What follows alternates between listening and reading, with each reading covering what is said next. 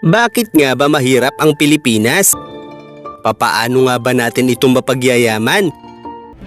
All we want is fairness. We just want a level playing field. We don't want to take advantage. We've been having massive deficits with China. Hindi lingid sa kaalaman ng lahat na ang nais ni Donald Trump para sa US ay bawasan na ng bansa ang pag-i-import ng mga produkto mula sa iba, partikular na sa China. At para mangyari ito, ay kakailanganin na ang US na mismo ang lumikha ng mga produktong binibili nila mula sa iba. Halimbawa na lamang ang mga laruan, damit, furniture at iba pang mga produkto na binibili nila mula sa China ay iminumungkahi ni Trump na sa US na lamang din gawin ang mga produktong ito, kung saan sa ganitong paraan ay maraming lokal na mamamayan sa US ang magkakaroon ng trabaho, marami ang magkakaroon ng maliit na negosyo gaya ng pagbabuy and sell sa loob ng bansang ito. Bukod pa riyan ay magdaragdag rin ito ng kita para sa transportation businesses ng kanilang bansa para sa mas maraming produkto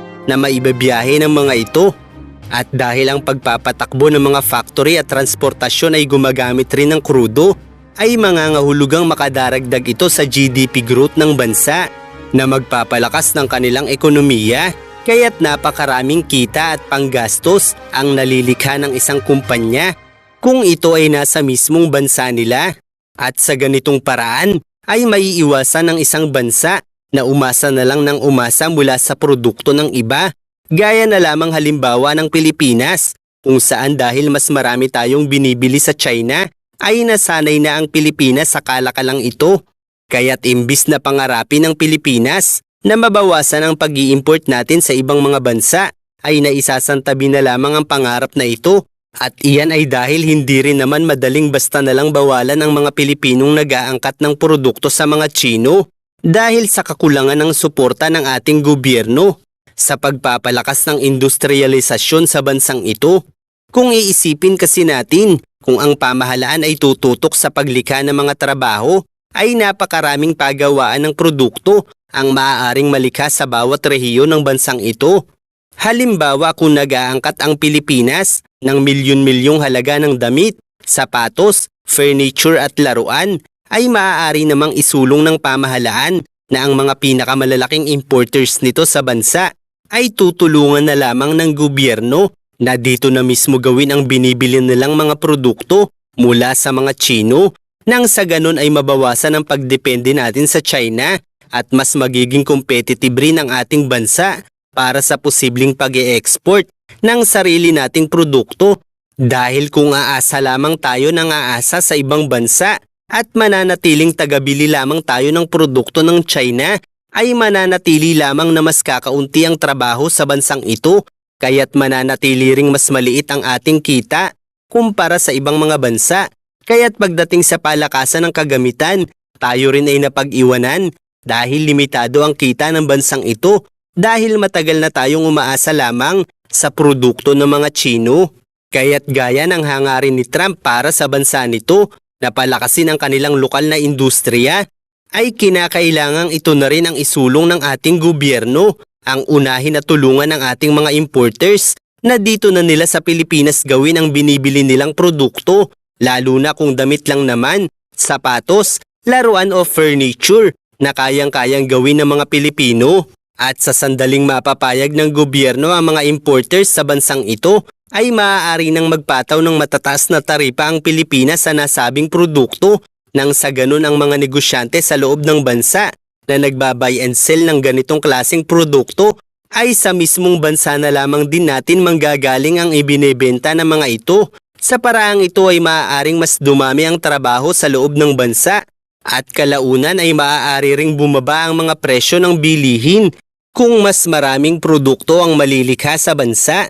kung saan sa paraang ito ay magkakaroon ng kakayahan ng Pilipinas na mag-export ng sobrang produkto. Pero ang problema, kung papatawan natin ng matataas na taripa ang ilang produkto ng China, ay maaari silang gumanti at maapektuhan ang ilang produktong binibili natin mula sa kanila. Kaya't bagamat madaling isipin kung papaano palalakasin ang ating lokal na industriya, ay napakahirap naman itong gawin. Subalit dahil sa kasalukuyang trade war ng US at China, ay mas magiging madali ang pagpapalakas na lokal na industriya ng Pilipinas at iyan ay kung magkakaroon ng panibagong kasunduan sa pandaigdigang sistema ng kalakalan kung saan para mabalanse ang kalakalan sa mundo ay kinakailangang tanggapin ng bansang may trade plus ang karapatan ng bawat bansa sa mundo na magpataw ng taripa upang pababain ang pag-e-export ng bansang ito. Sa kasalukuyan kasi bagamat karapatan ng bawat bansa na magpataw ng taripa sa mga binibili nilang produkto mula sa iba,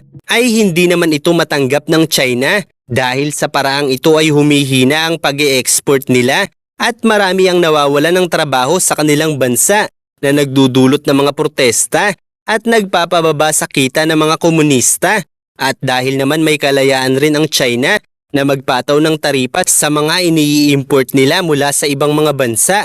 ay gumaganti na lamang sila. Subalit mas malaki ang disadvantage ng trade war na ito para sa China dahil ang mga negosyante sa US ay karaniwang hawak ng mga pribadong entidad, habang sa China naman, ang mga negosyo ay halos pag-aari lahat ng kanilang gobyerno, kaya't sa madaling salita ay mananatiling mas mura ang produkto ng US para sa mga state-owned company mula sa China, kaya't makapagbebenta pa rin ang US ng produkto sa kanila habang ang mga negosyante sa US ay malabo nang makabili pa ng produkto mula sa China dahil sa napakalaking taripa na ipinataw ni Trump sa produkto ng mga ito. Kaya't malinaw na nakalalamang ang US sa labanang ito at sa paraang ito ay maaaring maisulong ni Trump ang pagkakaroon ng panibagong kasunduan sa sistema ng pandaigdigang kalakalan kung saan ang mga bansang may trade plus o mga bansang mas maraming ini-export ay hindi maaaring gumanti ng taripa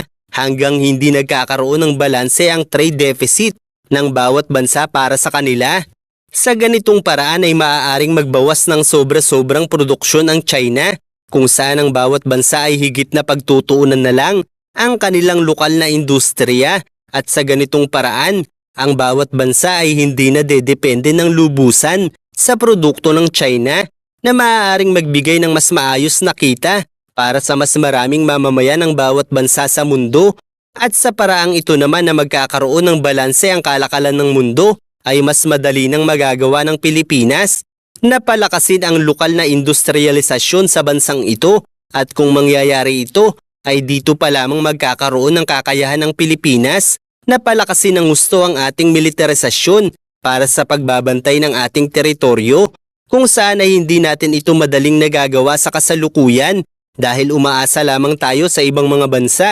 Kaya naman naaabuso ng ibang bansa ang Pilipinas, partikular na ng China, na madaling nakukuha ang simpatya ng mga Pilipino dahil maraming negosyante sa Pilipinas ang kumikita sa kanilang mga produkto kaya't hindi na nila napapansin na sila na lamang ang nakikinabang at hindi ang mas maraming Pilipino. Pero hindi natin masisisi ang mga ito dahil hindi rin naman magiging madali para sa kanila na lumikha ng kumpanya na gagawa ng sarili nating produkto. Dahil kung gagawin nila iyon, ay hindi sila makatitiyak na aasenso sila sa kanilang negosyo dahil nga maluwag ang ating gobyerno sa pagbili ng mga murang produkto mula sa mga Chino. Kaya't kinakailangan ng pandaigdigang regulasyon upang mapigilan ang pagdagsa ng produkto ng China sa buong mundo dahil sa ganitong paraan lamang maaaring magka-interes ang mga lokal na negosyante sa bawat bansa sa mundo na lumikha at magbenta ng sarili nilang produkto.